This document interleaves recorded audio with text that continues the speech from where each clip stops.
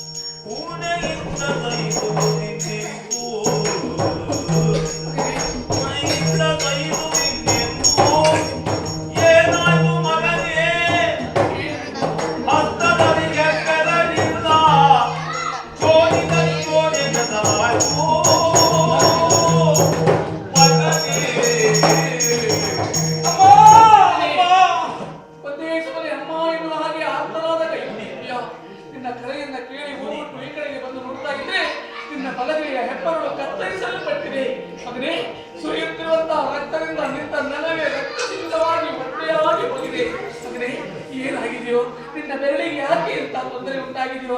ನಾನು ಬರುವ ಪೂರ್ವದಲ್ಲಿ ನೀನು ಯಾರ ಜೊತೆಯಲ್ಲಿಯೂ ಮಾತನಾಡುತ್ತಾ ಇದ್ದವ? ಯಾರು ಇಲ್ಲಿಗೆ ಬಂದವರು? ಯಾಕೆ ಬಂದವ? ಎಲ್ಲಿ ಹೋದ ಅವರು? ಬಂದ ಆ ವ್ಯಕ್ತಿ ಏನಾದರೂ ನಿನ್ನ ಕೈಯ ಬೆರಳನ್ನು ಕತ್ತರಿಸಿದನೆ? ಇಲ್ವಾ ಇನ್ಯಾವುದಾದ್ರೂ ಅವನಿಗಿಂತ ಇಂತ ಅನಾಹುತ ಸಂಭವಿಸಿದೆ? ಹೇಳು ಮಗನೇ, ಏನಾಯ್ತು ನಿನಗೆ? ಹೇಳು ಮಗು, ಹೇಳು. ಅಮ್ಮ, ಹೀಗೆ ಆತಂಕದಿಂದ ಕೂಗಿ ನಿನ್ನ ಕರುಣುರಿಯಿಂದ ನನ್ನ ಬೆರಳುರಿಯನ್ನ ಹೆಚ್ಚಿಸಬೇಡ ತಾಯಿ, ಹೆಚ್ಚಿಸಬೇಡ. ಗುರು ದಕ್ಷಿಣೆಯಾಗಿ ನನ್ನ ಈ ಹೆಬ್ಬೆರಳನ್ನೇ ಕತ್ತರಿಸಿ ಕೊಟ್ಟಿದ್ದೇನೆ. ನನ್ನ ಈ ಹೆಬ್ಬೆರಳಿನಿಂದ ನನ್ನ ಜನ್ಮ ಸಾರ್ಥಕವಾಯಿತಮ್ಮ, ಸಾರ್ಥಕವಾಯಿತು, ಸಾರ್ಥಕವಾಯಿತು. ಪಂಚ ಗುರುಗಳಿಗೆ ದಕ್ಷಿಣಾರೂಪವಾಗಿ ಕೊಟ್ಟಿದ್ದು ನಿನ್ನ ಹೆಬ್ಬೆರಳೆ. ಹೌದಮ್ಮ, ನಿನ್ನ ಬದುಕು ಸಾರ್ಥಕವೇ. ಹೌದಮ್ಮ, ದಕ್ಷಿಣೆಯಿಂದ ನೀನು ಪುನೀತನೇ. ಖಂಡಿತವಾಗಿ. ಎಲ್ಲ ಮಗನೇ, ಮೋಸ ಹೋದೆ ಕಂದ, ಮೋಸ ಹೋದೆ. ಮುಚ್ಚು ಮನೆಯಲ್ಲಿ ಬಂದು ಮೆಚ್ಚುಗೆಯ ಮಾತಾಡಿ, ಅಯ್ಯೋ ಮುಚ್ಚು ಮನೆಯಲ್ಲಿ ಬಂದು ಮೆಚ್ಚುಗೆಯ ಮಾತಾಡಿ, ಮೆಚ್ಚುಗೆಯ ಮಾತಾಡಿ ವಂಚಿಸಿದರೆ ನಿನ್ನ ಬೆರಳು, ವಂಚಿಸಿದರೆ ನಿನ್ನ ಬೆರಳು ವಂಚಿಗುಲ ತಿರುಗಿ ಮುಂಚಾದನಾದನ ಹೇಳು, ವಂಚಿಗುಲ ತಿರುಗಿ ಮುಂಚಾದನಾದನ ಹೇಳು.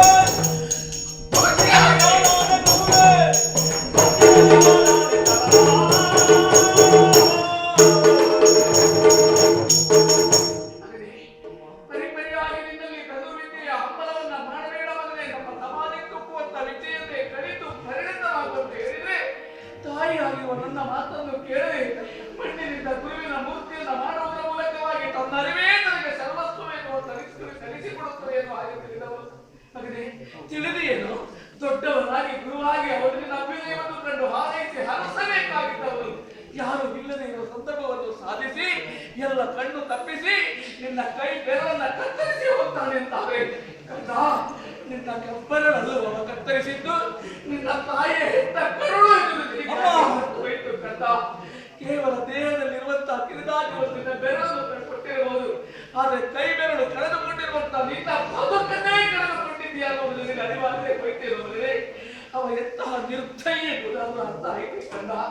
ಗುರುದೇವ ಗುರುದೇವ ಎನ್ನುವ ಹಾಗೆ ಅವನನ್ನು ಆರಾಧಿಸ್ತಾ ಇದ್ದವರು ನಿನ್ನ ಬಾರಿಗೆ ಅವನು ಗುರುದೇವನಾಗಿರಲಿಲ್ಲ, ಅವ ಪಥ್ಯವೇ ಆಗಿದ್ದ. ಮಗನೇ, ನನ್ನ ಬದುಕಿಂದ ಬೆಳಗುವಂತ ರವಿಯಾಗಿ ಬರ್ತಾನೆ ಅಂತ ಹೇಳಿದ್ರೆ ನಿನ್ನ ಪಾಲಿಗೆ ರಾವ ಸದೃಶನಾಗಿ ಪರಿಣಮಿಸಿಬಿಟ್ಟ. ಇಲ್ಲ ಮಗನೇ, ಹೆತ್ತೊಡಲಿ ಗುಟ್ಟಾಗುವಂತ ನೋವು ಏನು ಅನ್ನೋದು ಅವನಿಗೆ ಅರ್ಥ ಆಗಬೇಕು ಅಂತಾದ್ರೆ ನಿನ್ನ ಬೆರಳು ಕತ್ತರಿಸಿದಾಗ ನಿನ್ನ ದೇಹಕ್ಕುಂಟಾಗಿರುವ ನೋವಿಗಿಂತಲೂ 100 ಮಡಿ ನೋವು ಅವನನ್ನು ಅನುಭವಿಸಲೇಬೇಕು. ಒಂದಾನೊಂದು ಸಂದರ್ಭದಲ್ಲಿ ಅವನ ದೇಹ ಎನ್ನುವಂತಹದ್ದು ಶತ್ರುದ ಮೊನೆಗಿದ್ದು ನುಚ್ಚು ನೂರಾಗಿ ಹೋಗುವ ಹಾಗಾಗಿ ಹೆತ್ತ ಮಗುವಿನ ಕೈ ಬೆರಳು ಕತ್ತರಿಸಿಕೊಂಡ ತಾಯಿಯಾದ ನಾನು ತಲಾಪಿಸುವಂತಹ ಆ ಶಾಪ ಅವನಿಗೆ ಪರಿಣಮಿಸಬೇಕು ಅಂತಾದ್ರೆ ನೊಂದ ಮನಸ್ಸಿನಿಂದ ಶಪಿಸುತ್ತಿದ್ದೇನೆ.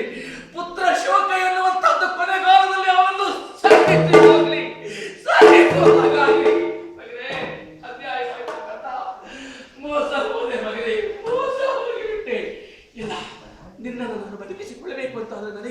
ದಾರಿ ಇದು ಒಂದೇ.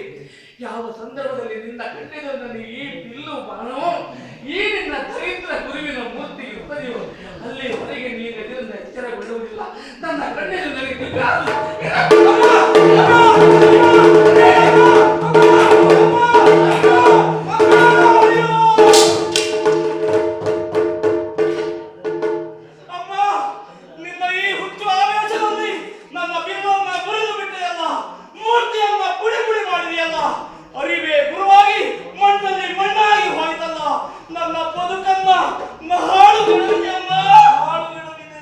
ನನ್ನಿಂದಲ್ಲ ಕಂದ, ನೀನು ನಂಬಿಕೊಂಡು ಬಂದಿರುವಂತಹ ಈ ಗುರುವಿನಿಂದಲೇ ನಿನ್ನ ಬದುಕು ಹಾಳಾಗಿ ಹೋಗಿದೆ ಮಗನೇ. ಯೋಚನೆ ಮಾಡಬೇಡ. ನಿನ್ನನ್ನು ತಿದ್ದಬೇಕಾದವರು ತಾಯಿಯಾದ ನನ್ನ ಕರ್ತವ್ಯವೋ ಮಗನೇ.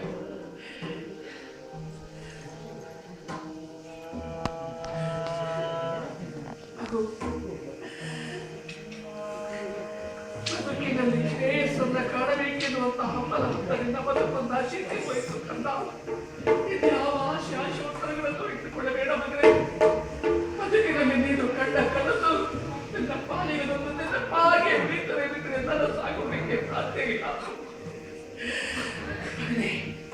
ಕಳೆದುಕೊಂಡ ಬೆರಳಿಗೆ ತಿರುಗಿ ಬರುವುದಿಲ್ಲೋ ಕಲಿತ ವಿದ್ಯೆಯೂ ನಿನ್ನ ಬದುಕಿಗೆ ರಕ್ಷಣೆಯಾಗಿರುವುದಕ್ಕೆ ಸಾಧ್ಯ ಇಲ್ಲ.